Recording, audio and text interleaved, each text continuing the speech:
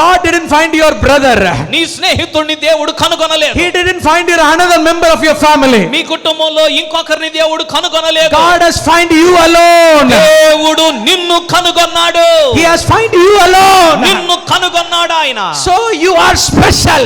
అందుకనే నీవు ప్రత్యేకమైన వ్యక్తి. Hallelujah. Hallelujah. Moses says, మోషే అన్నాడు, he not only found you, ఆయన నిన్ను కనుగొనటమే కాదయ్యా, amen, he instructed because you don't know anything. నీకు ఏమీ తెలియదు కాబట్టి ఆయన ఏం చేశాడంటే ఆవరించాడు. I mean, you have nothing in your brain. ఎందుకంటే నీ బుర్రలో ఏమీ లేదు. I mean, listen, this world chooses the people who are educated. ఈ లోకానికేమో చదువు ఉన్న వాళ్ళు, జ్ఞానం ఉన్న వాళ్ళు కావాలి. The people who are rich, that's how the world chooses. లోకానికి ధనవంతులు కావాలి. But my God found me in the wilderness. నా దేవుడు నన్ను అరణ్యములో కనుగొన్నప్పుడు, who has nothing in my brain. నా బుర్రలో ఏమీ లేదు.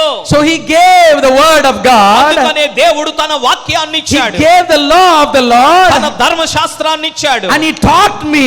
నాకు దాన్ని నేర్పించాడు. Now he is making me to teach others. ఇప్పుడు ఇతరులకు నేర్పించడానికి నన్ను వాడుకుంటున్నాడు. Hallelujah. Hallelujah. So Moses is saying, మోషే అంటున్నాడు, you are special. మీరు ప్రత్యేకమైన You are వారయ్యా. special.